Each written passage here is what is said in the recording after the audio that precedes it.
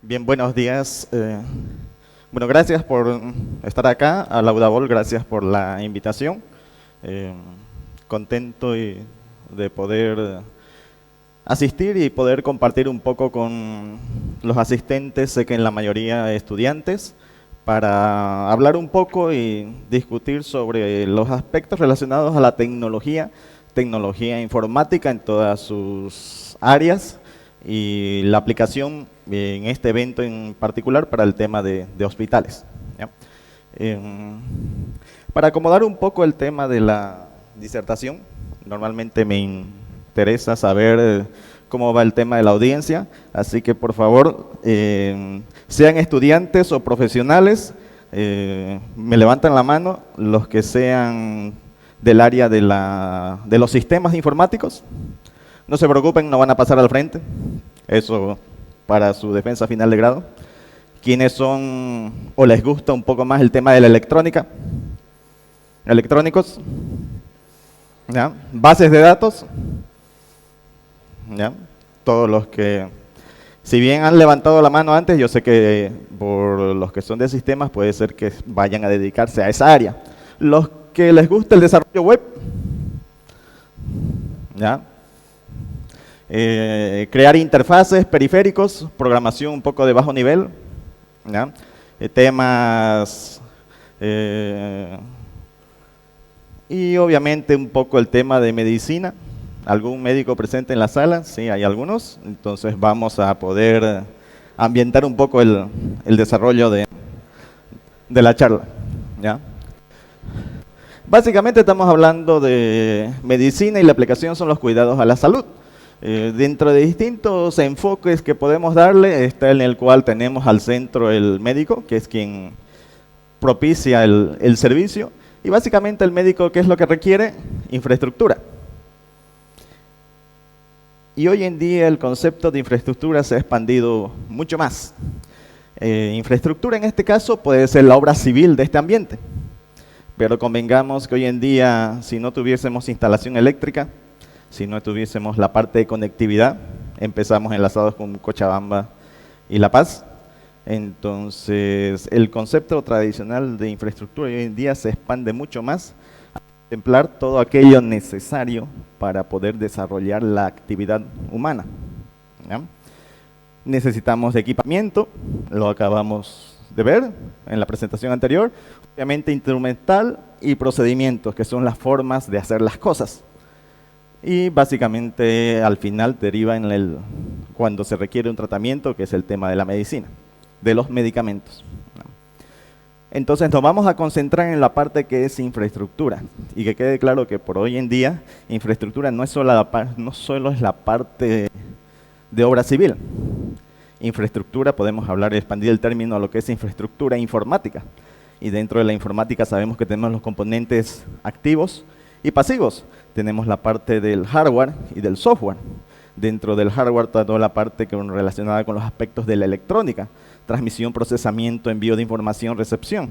Dentro de la parte de lo que es el software, toda la parte de captura de información, almacenamiento, procesamiento, y obviamente poder inferir datos sobre la información que se recopila o que se captura. Entonces básicamente nos concentramos en el paciente, ¿ya? El sistema de salud lo que hace es la provisión de los cuidados. Estamos hablando de todo el contexto hospitalario. Obviamente vamos a atender a un gran número de personas y obviamente debemos tener los cuidados necesarios. En la anterior presentación lo mencionaron, datos, seguridad, los registros de información de una determinada persona no se pueden mezclar con otra persona, básicamente, y obviamente acompañados los temas de seguridad, que nadie extraiga información que no le corresponda. Entonces tenemos el tema de intercambio de información y el tema de seguridad, dentro de los tópicos que debemos contemplar dentro de lo que estamos llamando infraestructura. Por otro lado, está quienes son los agentes que brindan el cuidado de la salud, en este caso los hospitales. Obviamente el hospital, si es privado, obviamente busca un cierto rédito. Si es público, por lo menos busca tener balanceado todas sus cuentas y sus finanzas. Y se traduce en una economía saludable de llevar a cabo las operaciones.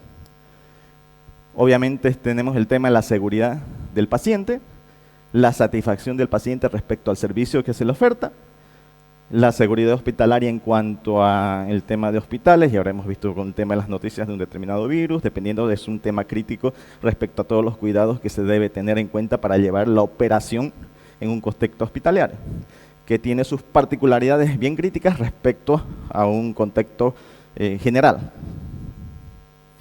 Obviamente para hacer esto disponemos de un sinnúmero de estándares, normas y códigos en los cuales debemos aplicar, y es lo que también vamos a revisar un poco para tener clara la figura, en qué caso se aplica. La tecnología en medicina no es algo nuevo ni reciente, ¿ya? Tenemos ahí algunos casos específicos de tecnologías que se desarrollan. Para los que levantaron la mano el tema de interfaces, periféricos, programación de bajo nivel, tenemos, por ejemplo, los monitoreos, los dispositivos para medición del nivel de azúcar en sangre. Obviamente es un dispositivo electrónico que tiene una aplicación médica. Entonces, en ese dispositivo bastante pequeño hay mucha tecnología involucrada para poder realizar esa medición y poder hacer la traducción a una variable que tiene una relevancia específica. Los equipos para rayos X, yo supongo que todos en su vida al menos una vez han ido y han vuelto del centro de salud con una lámina de, creo que 60 por 50, con su radiografía, al menos para entrar en la universidad suelen pedir. Y básicamente eso es generación de información que ustedes se han llevado bajo el brazo en forma de una lámina. Ahí hay ejemplos de aplicación de la tecnología, radiofrecuencias, ultrasonidos, que además han sido almacenadas en medios informáticos y han sido procesadas. Normalmente hay un procesamiento de señales para dar una cierta interpretación. Entonces hay mucha tecnología involucrada para obtener ese resultado, en muchos aspectos relacionados desde lo que se requiere, los equipos, la señalización, toda la parte electrónica y la parte informática, la programación, la interpretación, el tema de los algoritmos necesarios para hacer esos colores en esos tonos y poder interpretar de una forma tal que sea fiel a la realidad. Un par de veces por temas laborales me tocó hacerme una tomografía. Igual eran unas láminas para su tiempo, estoy hablando como hace unos 10, 15 años, un tema de salgo con unas 4 láminas, más o menos 50 por 60, varias fotos. Y es porque básicamente los tomógrafos 64 cortes, 32 cortes. Bastante información en una lámina bastante pequeña. De hecho, cada foto era casi un 20 por 20. Entonces el médico tenía que tener bastante experiencia para poder interpretar ese tipo de información. Hace unos 8 años tuve que participar en una instalación del equipo que realiza eso. Y el equipo ya venía acompañado con un servidor, ¿ya? En esa sala, el equipo, un tomógrafo, y al lado del servidor. Y en la parte práctica, uno ya no salía con la lámina, con las 4 láminas de 40 por 50, sino salía con un CD. Para su tiempo, un CD, capacidad de almacenamiento, CD, 650, 700 megas. Entonces, un estudio llenaba un CD. Entonces uno salía con sus tomografías en un CD, 700 megabytes de información, un solo estudio, ¿ya? Y estaba contemplado que ese equipo puede hacer al menos unos 10, 15, 20 estudios por día, y si sumamos esa cantidad de días por año, la cantidad de información que se va a generar. Por eso es que básicamente en su tiempo necesitaba tener un servidor al lado para poder almacenar toda esa información, ¿ya? Ahora, en un contexto mayor, supongan que tenemos varios de esos equipos en un hospital y obviamente no vamos a tener por cada tomógrafo un servidor, ¿ya? Y sobre todo si el paciente va y se hace el estudio en el tomógrafo A y vuelve después y se hace otro estudio en el tomógrafo C, ¿ya? Representa todo un problema el almacenamiento centralizado de esa información. Y es ahí donde empezamos a ver que es un tema fundamental la conectividad. Y respecto a la conectividad, necesitamos una conectividad de buena calidad, lo que ustedes conocen como en ancho de banda. ¿Por qué? Porque 650 megabytes de información, de esta información, que es similar a lo que ustedes descargan en una película por internet, en el caso de los hospitales, es algo bastante crítico e importante, donde básicamente esa es la diferencia en otros ambientes en un edificio comercial, la criticidad y la importancia de los datos que se manejan. ¿Ya? Respecto a lo que alguien en nuestras empresas puede poner un servidor para compartir películas, con respecto a un hospital que se coloca un servidor para compartir estudios radiológicos o de tomografías. Básicamente, al final, abajo que tenemos, datos. ¿Cuál es la diferencia? La criticidad de esos datos, la importancia. Entonces, ¿qué tan complicado o qué tan minucioso debemos tener en los cuidados cuando vamos a mover esos datos dentro de nuestro entorno, dentro de nuestra infraestructura? ¿No? Este es un procesamiento mucho más delicado. Primero tenemos el hecho de hacer la manipulación de radiofrecuencias o de ultrasonido para generar una imagen. Y después tenemos que tener la capacidad de los algoritmos para analizar esa imagen y poder colorear ciertos sectores.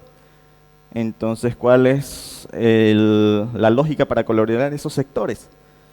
¿Ya? Es poder tener una librería y poder detectar ciertas formas, ¿ya? Que eso indiquen una presencia de una anomalía. Y todo eso es bastante complejo en cuanto a las tecnologías que hay por debajo para hacer esa parte. Obviamente, si esperamos que un hospital pueda atender, pongamos un promedio bajo, 100 pacientes por semana, ¿cuántos pacientes por año van a ser? Estamos hablando de miles. Vamos a asumir que cada paciente por lo menos se haga un estudio. Entonces eso va a generar gran cantidad de información, de volumen, las cuales el estudio que se haga esta persona, la información de él, no podemos mezclarla con la información de otra persona. Y ni siquiera estamos hablando de temas de seguridad.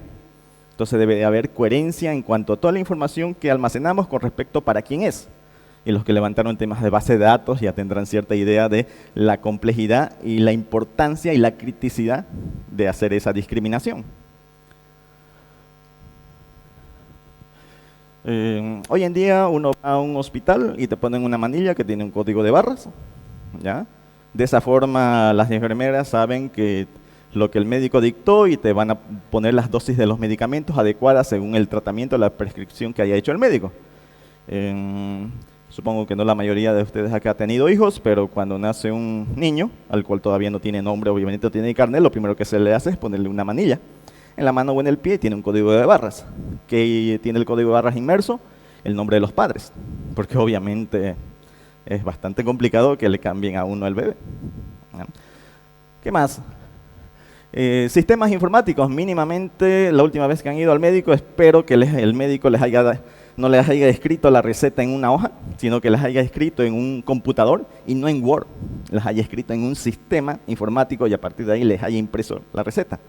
¿Cuál es la diferencia de que lo hubiese escrito en Word y le imprima a que lo hubiera tipeado en un sistema informático? El histórico de la información.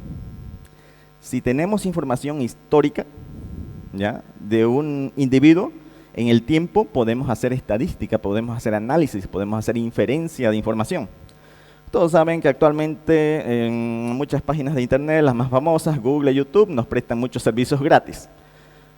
Son sin costo, pero no son gratis. Nosotros obtenemos ese servicio sin costo, pero pagamos con nuestros datos, con nuestra actividad. Todos sabemos que Google, todo lo que uno hace en internet, él almacena información. Y tal vez lo que haga esta señorita un día en internet no tiene mucha relevancia, pero lo que haga ella todo un año en internet sí tiene relevancia. Porque después de 2 meses podemos saber cuáles son las páginas que ella más frecuenta. Y podemos saber si ella está frecuentando páginas de ropa, y de las de ropa está viendo zapatillas.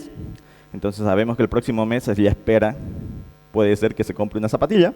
Entonces, dependiendo de los anunciantes, les mandaremos propaganda sobre zapatillas. Esa es la importancia de almacenar información. Ahora, para los que desarrollan sistemas informáticos, saben que modelo, entidad, relación, ¿les suena? Base de datos relacionales.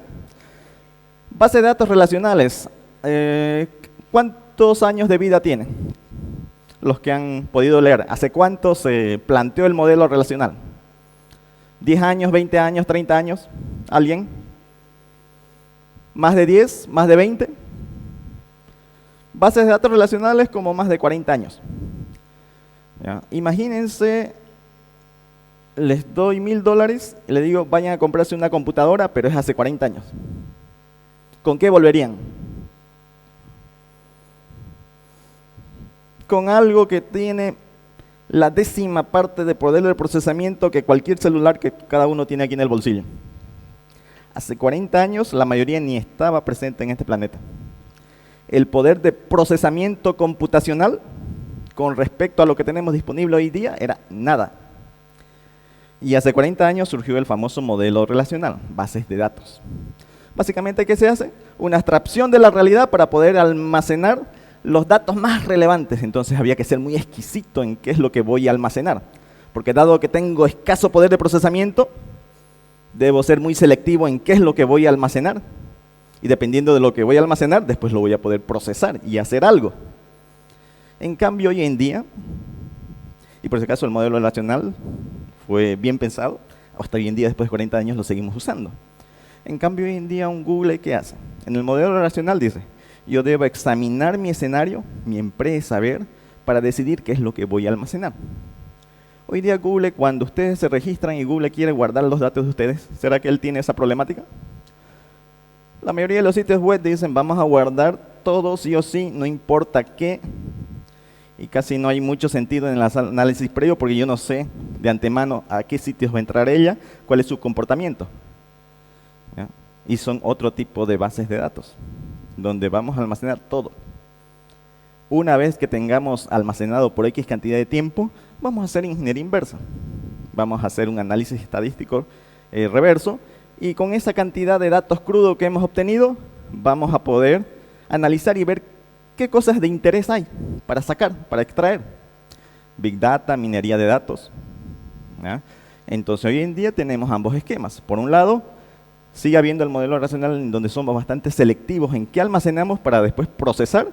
Y por otro lado hay ciertos contextos donde nos interesa almacenar todo.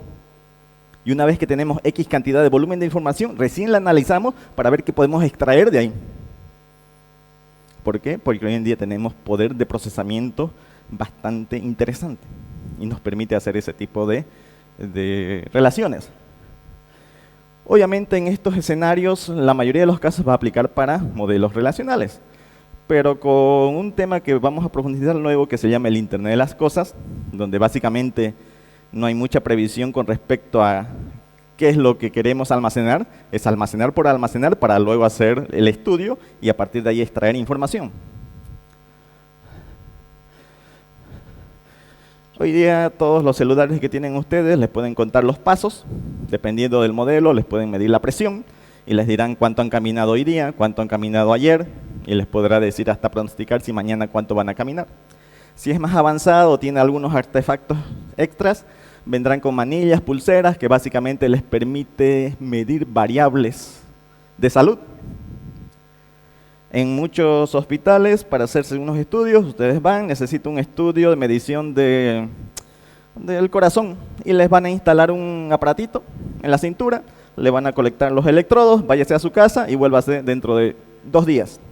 ¿Qué hace ese artefacto? Te empieza a monitorear y va almacenando. Vuelven los 2 días al hospital, ¿qué hace el hospital? Extrae esos datos. Y a partir de ahí genera curvas de comportamiento.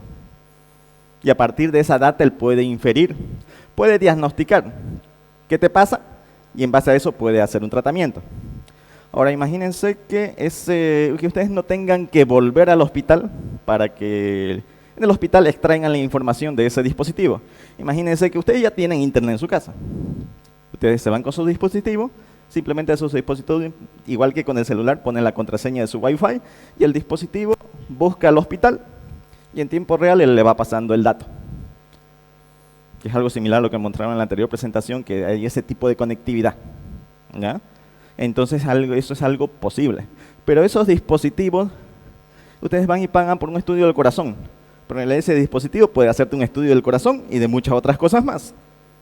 Entonces el dispositivo va a mandar X cantidad de datos. Porque aprovechando que te está haciendo un estudio del corazón, él también puede determinar que, por ejemplo, por decir un caso, tienes tu azúcar elevada. ¿ya? Entonces el tema está en almacenar información.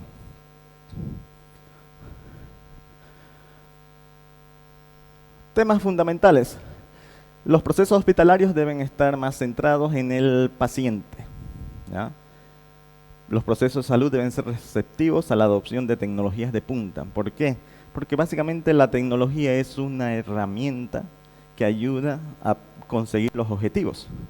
Puede ser objetivos comerciales, objetivos desde el punto de vista de la salud, ¿ya? De cómo vamos a funcionar, de cómo vamos a prestar la atención. Entonces vemos el tema de infraestructura.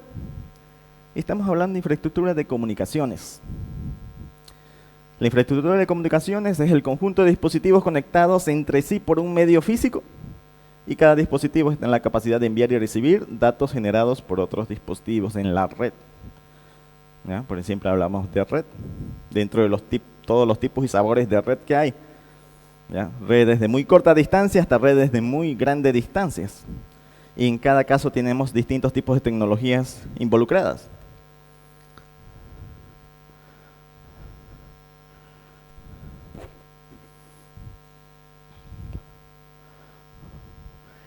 Básicamente, la infraestructura de red provee comunicación confiable, eficiente y libre de errores. Y algo que yo sé que todos ustedes han usado es el correo electrónico, ¿ya? ¿Qué es confiable? Confiable es que ustedes por cada 10 correos que mandan, saben que 10 correos van a ser leídos. Y si alguno no es leído, les van a avisar que no ha sido leído. Suponiendo que ustedes mandan 10 correos y por esos 10 correos 2 se pierden y ustedes no saben si llegó, dejaría de ser el sistema confiable y ustedes dejarían de usar el correo electrónico. Eso es confiabilidad, ¿ya? Eficiente, ustedes mandan un correo hoy día y saben que a la otra persona les llegó hoy día. O máximo esperarían que el otro lo lea mañana en la mañana, ¿ya? Libre de errores, si ustedes adjuntan un archivo, saben que el archivo llegó adjunto y no llegó el correo sin el adjunto. Y si llega el correo sin el adjunto porque el receptor no tenía capacidad en su correo, les va a avisar el propio sistema. Entonces, un sistema de comunicación mínimamente cumple con esos 3 factores. Y a partir de ahí, explotamos en todo lo minucioso en cuanto a las tecnologías aplicables para hacer esto posible. Tenemos componentes pasivos y componentes activos dentro de la comunicación. Infraestructura a nivel, conceptos a nivel de país. Se decía hace mucho tiempo que lo más relevante es tener buenas carreteras, buenas comunicaciones, porque el hecho de que tengamos buenas carreteras, buenas vías de comunicación, hace que el país mejore, desarrolle. Es lo mismo respecto a nuestras empresas, tenemos que tener buena infraestructura de comunicación, porque la comunicación nos posibilita mayor intercambio de información, nos da más eficiencia en el desarrollo de nuestras operaciones. En la parte de cableado estructurado podemos dividir el tema en 3 componentes importantes y a partir de ahí podemos derivar los análisis, ¿ya? Tenemos el cableado horizontal, que es el cableado que hacemos a nivel de piso, el cableado vertical, con el cual vamos a interconectar cada uno de los pisos, y el cableado a nivel de campus. En los casos donde yo tengo 2 edificios, edificios central sucursales, yo debo hacer esa interconexión. Y a partir de ahí hacemos todo el desglose de las tecnologías. Entonces, básicamente, ¿con qué vamos a lidiar? El edificio debo conectarlo al mundo exterior. Entonces voy a tener los cables que llegan de la calle. Entonces tengo la parte de acometida. Tanto los cables que llegan de la calle como todos los cables del edificio, debo unirlos en algún lugar. Y va a ser el distribuidor principal de cableado. Tengo el centro de procesamiento de datos, el data center, que es un caso específico de servicio dentro de una edificación. Tengo los cuartos de comunicaciones, que es lo que tengo en cada uno de los pisos. Cada uno de los pisos deben estar interconectados, que es el cableado vertical, conocido como backbone. Ya tengo la parte horizontal. Todos esos cables deben ser desplegados en algún lugar. Tengo el tema de canalizaciones y ductos. Y finalmente tengo la parte de equipamiento pasivo y activo de red. Equipamiento activo, todo lo que funciona con corriente. Equipamiento pasivo, aquello que no funciona con corriente.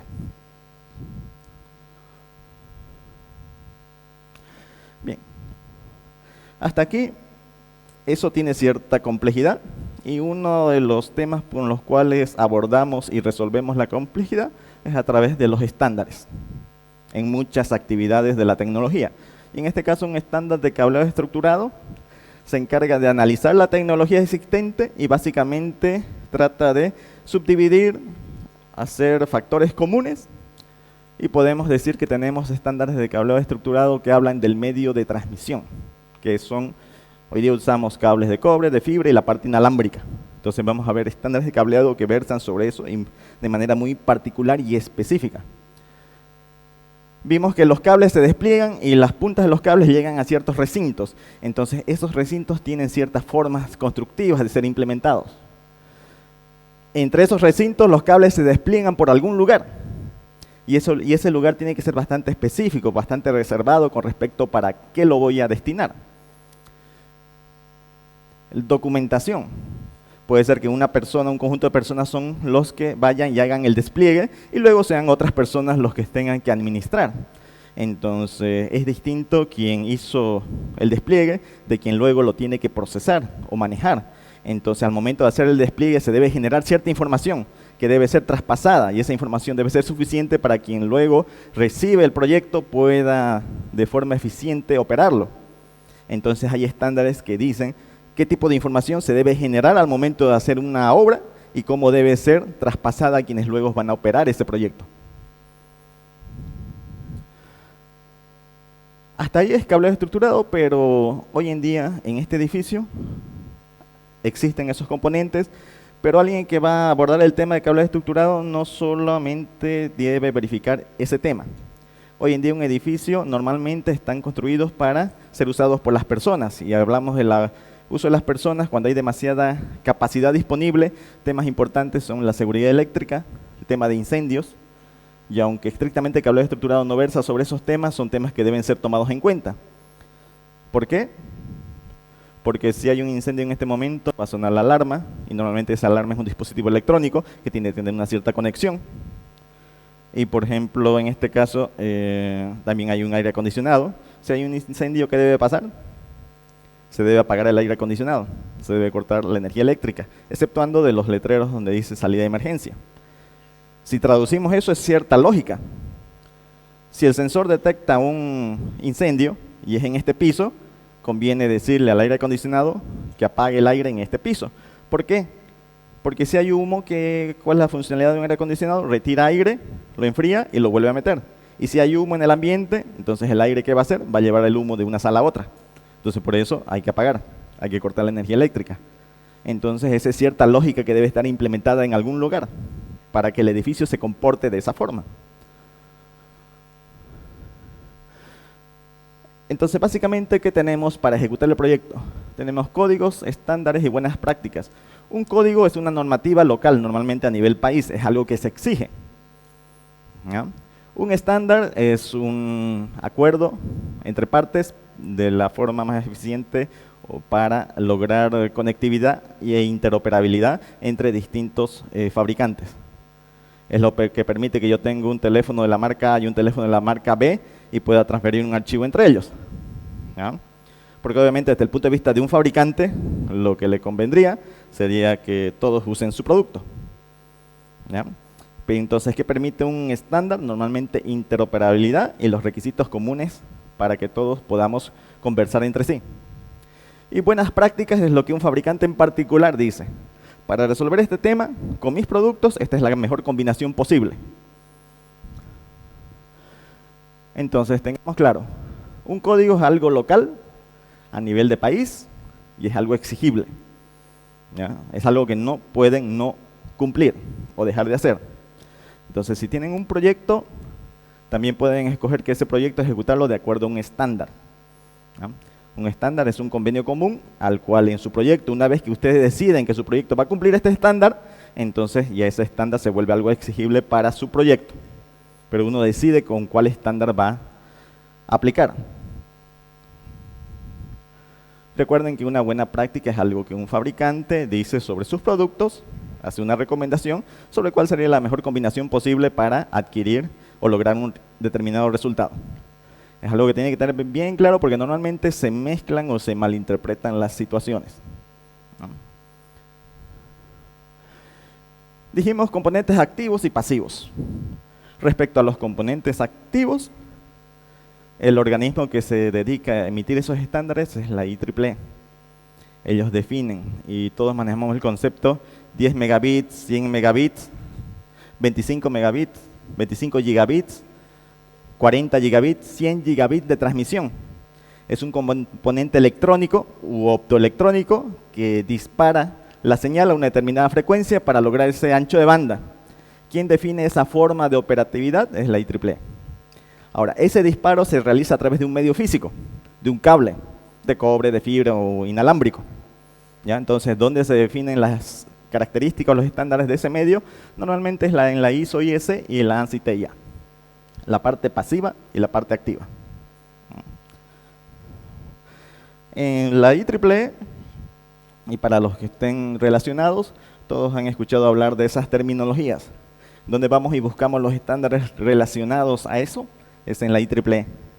Ahí están los protocolos, cómo se definen, se desarrollan los algoritmos para obtener disparos a esas frecuencias y obtener esas tasas de transmisión. Respecto al cableado estructurado, normalmente en Norteamérica, TIA, estándares para cableado estructurado. Fuera de Norteamérica es la ISO, que es a nivel mundial, y hay entidades regionales. Cuando hay algún país que no tiene una entidad que redacte sus propios estándares, normalmente se suele seguir los ya dictados por otro país. Entonces, básicamente, ¿cómo está? ¿Ya? Un estándar dijimos que era una forma común de ejecutar las cosas. Por ejemplo, observemos el gráfico inferior. En tiempos de la antigua Roma, descubrieron que obviamente todos los caminos eran de tierra. Yo tenía un eje y tenía las dos ruedas, y se dieron cuenta de que si yo fabricaba un carro con una distancia entre ejes de 1.8 metros, la primera vez que el carro circulaba, hacía un surco en la tierra, y si el siguiente carro también tenía la misma distancia de 1.8 metros, y también circulaba por el camino que ya trazó el anterior, podía ir más rápido. Porque si lo hacía de 1.5, hubiera tenido que hacer otro surco. Entonces, la primera vez que lo hace le cuesta más. Entonces se dieron cuenta de que si todos los carros son construidos a una misma distancia del eje, ya llega más rápido. Y eso es estandarización. Un modo común de hacer las cosas para obtener mayor rendimiento. Un rendimiento común, y que la rueda de un carro con respecto a otro carro puedan ser intercambiables. Y eso lo observamos bastante bien en el tema automovilístico. Todos sabemos que tenemos ciertas escalas en cuanto a las ruedas que podemos comprar para nuestros coches, ¿no? En la parte de arquitectónica, ¿no? Todos sabemos que la puerta de entrada principal de tu casa tiene ciertas medidas, y la puerta de la cocina es un poco más pequeña y es un poco más frágil que la puerta externa. Todos nos hemos comprado un mueble y hemos tenido que entrar por la entrada principal y llegar a nuestro cuarto, y hemos podido meter el mueble, porque al momento de construir esos muebles han considerado esos estándares con respecto a las puertas. Porque en el caso de que ustedes tengan que abrir un hueco en su pared para meter un mueble, es porque ese mueble no ha sido construido observando los estándares constructivos. Es lo que permiten los estándares. Respecto a cableado estructurado, vimos que tenemos la ANSI TIA 568, acuérdense de ese número, y nació en Norteamérica. En Europa está la EN 50713. Y la ISO, que también mira ambos estándares regionales y saca el estándar a nivel global, que es la 11801. ¿Ya? Entonces, la ANSI-TIA dijimos que es un organismo norteamericano. Fíjense bien la relación en cuanto a las fechas de fundación. 1918, porque la ANSI estandariza un sinnúmero de actividades de la vida humana, y la TIA estandariza actividades respecto a la comunicación. Por otro lado, a nivel global, tenemos la IEC, ¿ya? Que es el Instituto de los Ingenieros Electromecánicos. Si se fijan, es anterior a la ISO.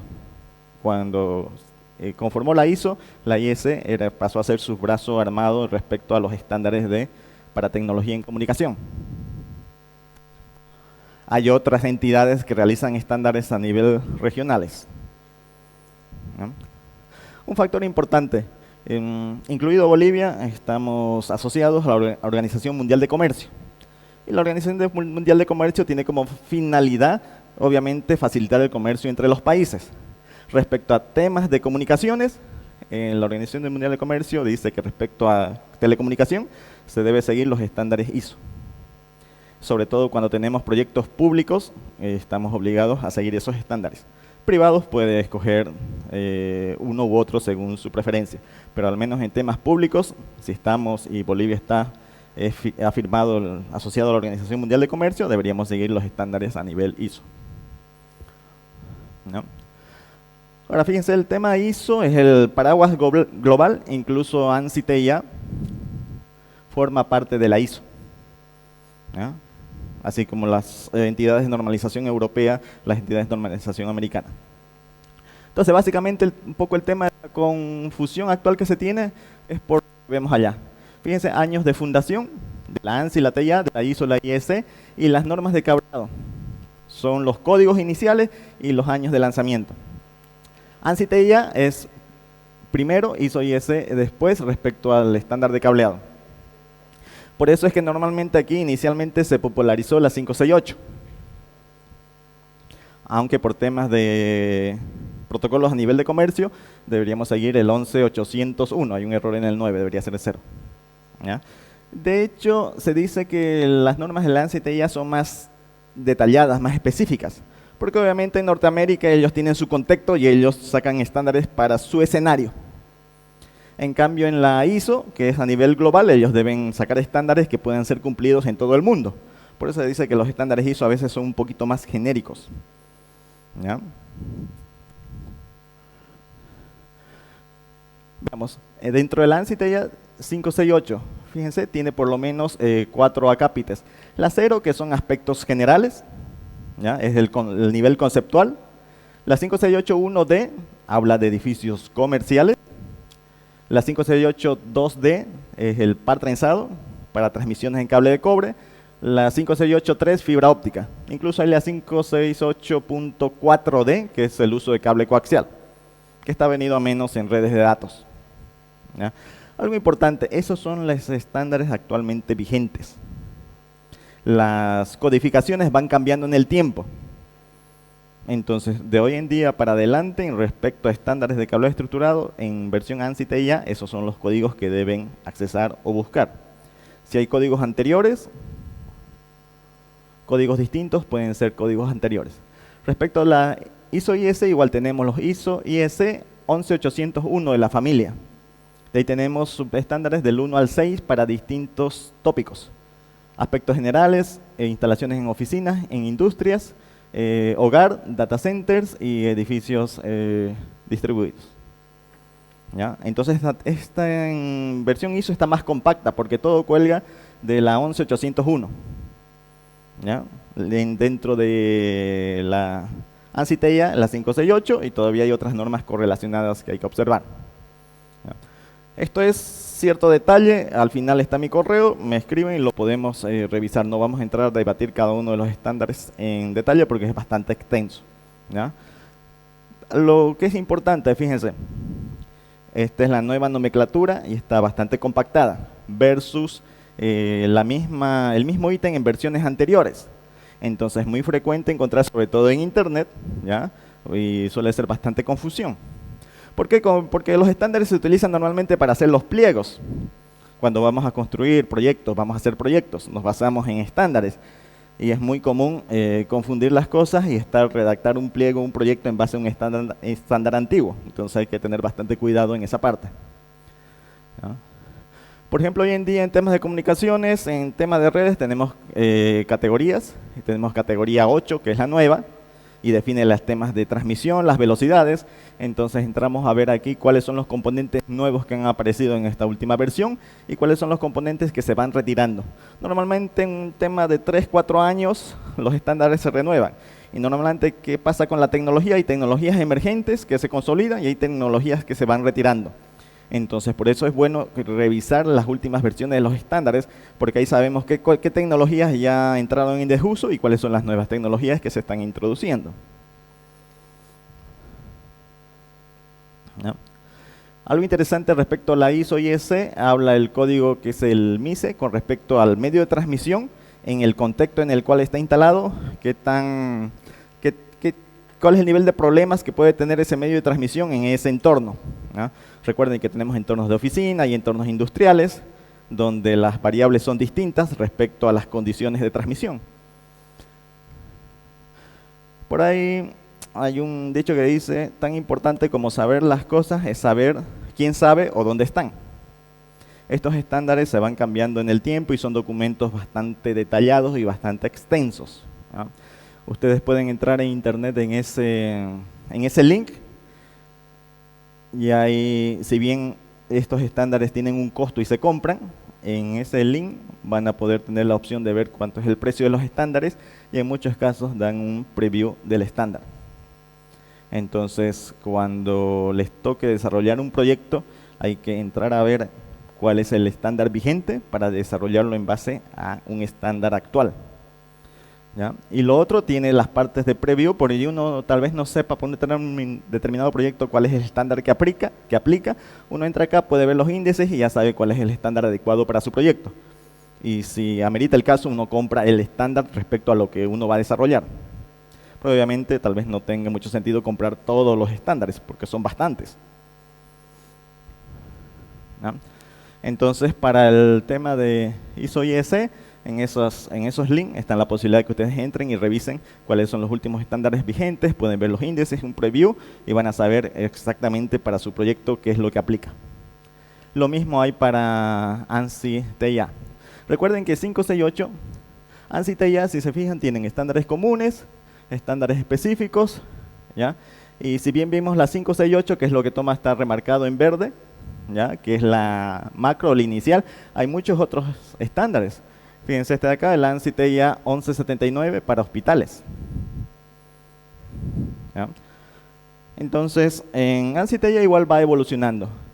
Lo que vemos ahí son los últimos estándares vigentes y a cuál han estado reemplazando. Entonces, fíjense la importancia en la codificación.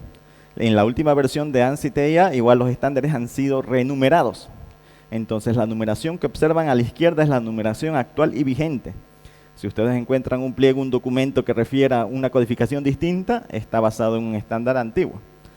¿Cuál es la importancia de basarse en un estándar actual, nuevo o vigente? Es que los equipamientos que compremos respecto a ese estándar tienen una mayor proyección de vida útil futuro. Lo mismo, ustedes se compran un televisor y con una compra rápida, se compran un televisor que fue fabricado hace 4 años, obviamente no tiene todas las funcionalidades actuales y posiblemente en 2 años más ya van a tener por lo menos la percepción de que es antiguo. Respecto a si compran un televisor actual que ha sido fabricado en este año, que tiene los features vigentes de este año, obviamente les va a durar mucho más en el tiempo. Igual, aquí está y se las voy a pasar luego para que lo revisen todo con respecto a ¿a qué incluye? Lo que está en rojo por respecto a lo que está en negro está marcado. Lo que está en rojo es lo que se añadió en esta versión del estándar. Por ejemplo, que tenemos transmisiones a 25 GB, 40 GB, cosa que si vemos un estándar anterior eso no hay. Entonces, si hacemos un proyecto basado en el estándar anterior y hacemos la obra, esa obra va a tener menos proyección de vida útil. ¿Por qué? Porque no tiene menor expectativa de crecimiento. De ahí es la importancia de revisar cuáles son los estándares vigentes y de desarrollar los proyectos en base a un estándar actual, ¿no? Por ejemplo, en la práctica, hablamos de un edificio, tenemos un cableado vertical. El estándar actual dice que para edificios, en tema de fibra óptica y en tipos de fibra, actualmente se debe desarrollar con fibra tipo OM4. ¿Ya? Pero la que más se vende es la OM3. Pero la OM3 no está descontinuada. La OM3 dice el estándar que se puede utilizar para conectar edificios dentro de un campus, ¿ya? ¿Por qué es importante? Porque normalmente después lo que pretendemos es llamar a una empresa y que nos haga el checklist para certificar que cumplimos un estándar. Entonces eso es importante.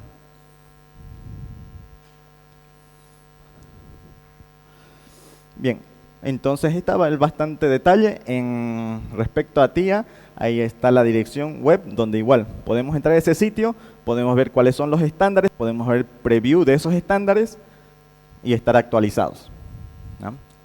Entonces tenemos sistemas de cableado genérico y tenemos para la parte comercial. Entonces, hoy en día en la práctica, respecto al cableado estructurado, ¿para qué nos sirve? Teníamos lo inicial, que era la posibilidad de interconectar PCs. Luego vino la convergencia y hablamos voz y datos, PCs, teléfonos IP. Luego tenemos la posibilidad de toda la parte inalámbrica dentro de una empresa.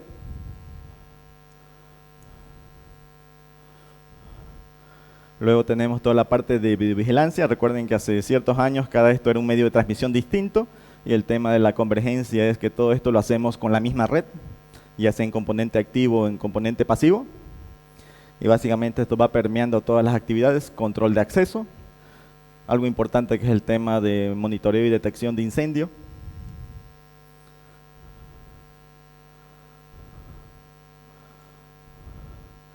El tema de monitoreo eléctrico y el tema de monitoreo de los ambientes, tema de HVAC, que es ventilación, aire acondicionado. ¿Ya? Entonces tenemos los elementos necesarios respecto al cableado estructurado para todos esos componentes. ¿Ya? Con respecto al Internet de las cosas, ¿qué es lo que nos posibilita? El Internet de las cosas básicamente deriva en dos grandes hechos. Esos gráficos muestran qué es lo que pasa con esas empresas en un minuto típico de un año. Son estadísticas de 2017 y 2018. ¿Eso qué quiere decir? Que el año pasado en Facebook toman un minuto de cualquier minuto de ese año y 973.000 personas se loguearon a Facebook en un minuto. ¿Ah? Esto es equivalente, vamos a suponer que queremos ir a las Olimpiadas o al Mundial. ¿Qué necesitamos? Practicar, necesitamos ejercitar, tener potencia. ¿Qué es esa haciendo la analogía, eso es infraestructura. ¿Se imaginan por detrás cualquiera de esos sitios qué es lo que tiene Netflix para que en un minuto típico de cualquier año pueda enviar 266.000 películas? O sea, en cualquier minuto del año pasado, Netflix tenía que hacer 266.000 envíos de películas a gente distinta en todo el mundo. Para poder hacer eso, ¿qué es lo que deben tener por detrás? La cantidad de infraestructura para soportar esa cantidad de conexiones, el almacenamiento necesario para poder despachar esos servicios. Eso es infraestructura. Estamos en 2019 y esa es la cantidad de dispositivos que vamos, la proyección de dispositivos conectados. ¿Esto de qué deriva? Miniaturización y bajo consumo de energía. El ejemplo clásico, podemos tener una plantita en la ventana y le ponemos un dispositivo y él le va midiendo cuánto de iluminación o cuánto de agua recibe en el día y lo transmite por inalámbrico. Lo mismo que dijimos el dispositivo que colocamos en la cintura, los electrodos, y nos va midiendo y lo va transmitiendo. Entonces permite generación de información, ¿ya? Baja potencia y poder de procesamiento, y bajo consumo eléctrico. ¿Y eso qué deriva? Deriva que ese es gran volumen de información, gran volumen de generación de información, y esa información se debe almacenar. Normalmente lo almacenamos en centros de datos. Entonces el centro de datos es un caso particular dentro de la infraestructura, donde requiere mayor cantidad de potencia, porque básicamente es donde llega toda la información para almacenarse y para procesarse. Entonces los centros de datos tienen requisitos muy importantes respecto a sus características y condiciones. Dentro de los aspectos para tomar en cuenta en un data center, veamos que un data center es algo más específico, un poco más complejo dentro de la infraestructura. No solamente es el tema de almacenamiento y procesamiento. Tener muchos equipos que hagan procesamiento generan calor, y si generan calor, debo refrigerar. Y si debo refrigerar, temas de aire acondicionado, requiere bastante potencia eléctrica, y obviamente tengo que derivar en cuestiones sobre la energía eléctrica, una instalación eléctrica bastante potente, bastante confiable, temas de, normalmente en un data center, redundancia y alta disponibilidad. Y normalmente la redundancia y alta disponibilidad se logra con paralelismo. Así como cuando conectamos dos computadoras para maximizar la oferta de servicio o hacemos el tema de virtualización para tener mayor disponibilidad, lo mismo se hace en la parte física. ¿Ya? Tiene distintos componentes para hacerlo. Recuerden algo importante. Vimos en la presentación anterior ese dispositivo era una red tipo PAN, 10 metros, Bluetooth. Las redes LAN 100 metros, wireless LAN 50 metros, las redes MAN 10 kilómetros, nivel de ciudad. Las redes RAN 50 kilómetros. Las RAN, todos saben que la televisión pasó de ser analógica a digital. Entonces ese aspecto, ese rango de frecuencias analógico ha quedado libre. Hay muchas empresas que han impulsado para que habilitar las redes RAN. Quiere decir que así como en la tecnología celular, tu celular enganchas a una antena, tu computador vas a poder enganchar a una antena, pero hasta 50 kilómetros. Está orientada para áreas rurales. El tema WAN ya es más complejo. Entonces, normalmente las nuevas tecnologías inicialmente se aplican en los data centers porque son los que más demandan consumo, procesamiento, anchos de banda, nuevas versiones de procesadores, nuevas capacidades de transmisión. ¿Ya? Y después de 4 años, ciertas tecnologías salen del data center y se van a la infraestructura en general. Y en el data center entra tecnología nueva. Entonces un data center tiene sus ciertas particularidades como hacer un análisis térmico porque genera bastante calor por el procesamiento que requiere. Son equipos bastante específicos, requiere una ingeniería específica para hacer el diseño. Cosas como, por ejemplo, acá vemos que lo que está en rojo acá abajo es la cometida eléctrica. Normalmente los cables de la calle llegan a un recinto específico, ¿ya? Y a partir, por ejemplo, por ahí vemos que hay distintos tipos de colores de escalerilla para derivar distintos tipos de cables, distintos tipos de servicio, ¿ya? En este caso vemos del área del POP celeste va al área principal. Si se fijan, entre verde lo que conecta entre el data center más pequeño del medio con los otros 3, que es las interconexiones principales, y con distintos colores las otras conexiones, ¿no? Este tema está el tema pasillo caliente, pasillo frío. Esto que está aquí en azul al final son los aires acondicionados, ¿ya? Es distinta requerimiento, una gran capacidad para enfriamiento. Ven las perforaciones en el piso, eso es porque los aires inyectan aire frío en la parte, en el piso falso, y van a su lugar y por ahí entran, y normalmente los equipos absorben el aire para enfriar el equipo interno y después es extraído para hacer el proceso de refrigeración. Entonces normalmente un data center es un caso específico, es donde más demanda poder de procesamiento, energía, refrigeración, entonces son componentes específicos. Y por lo cual hay normas específicas para el tratamiento de data center, ya sea en edificios generales o como casos particulares como puede ser un hospital. Entonces veamos, y en la práctica en tema... Siempre vamos a ver que hay un sinnúmero de normas, pero dependiendo del proyecto que queremos ejecutar, no es todas las normas, son las normas aplicables al proyecto. En este caso que tenemos, dice uso comercial. Si va a ser un recinto de uso comercial, veo los aspectos genéricos, voy a necesitar tender los cables por cierto lugar, voy a administrar, voy a requerir aterramiento. Hoy en día en transmisión de datos el aterramiento es mucho más importante porque en los cables vienen blindados y ese blindaje debe estar aterrado, ¿ya? Voy a conectar el proyecto al mundo exterior, ¿ya? No va a ser un edificio inteligente, entonces no requiero. Y lo voy a hacer con cobre y fibra. Entonces esos son los estándares que aplica para ese proyecto. Si es un data center, obviamente la parte residencial, comercial, industrial, esos estándares no tengo ni necesidad de leer eso porque es un data center. Entonces un data center tiene que seguir estándares específicos. ¿Por qué les comento esto? Porque muchos proyectos que se ven, licitaciones, el típico copy-paste y están referidos todos los estándares habidos y por haber. Entonces uno se da cuenta de que quien ha hecho esa especificación en realidad no se ha dedicado, no se ha esforzado mucho para desarrollar el proyecto, ¿no? Entonces los estándares son útiles, nos ayudan y entonces hay que ser bastante selectivos respecto a su uso. Si es una aplicación industrial, si es una aplicación para hospitales, yo debo tener la capacidad de escoger y seleccionar qué es lo que voy a seguir respecto a los estándares, ¿no? Eso es en versión ISO IS, ¿no? Entonces hay sin número de estándares aplicables para el desarrollar un proyecto y hay que tener en cuenta que debemos seleccionar cuáles son los estándares más adecuados para lo que queremos desarrollar, ¿no? Entonces, básicamente, eso nos proporciona mayores facilidades para quienes realizan el trabajo, para quienes son dueños del proyecto y para los objetivos de ese servicio que estamos persiguiendo brindar.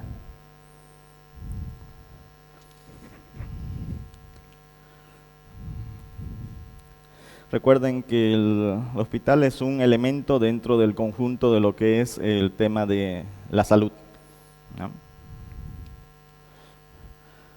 Gracias por su atención y si alguien tiene una pregunta, lo vemos enseguida, ¿no?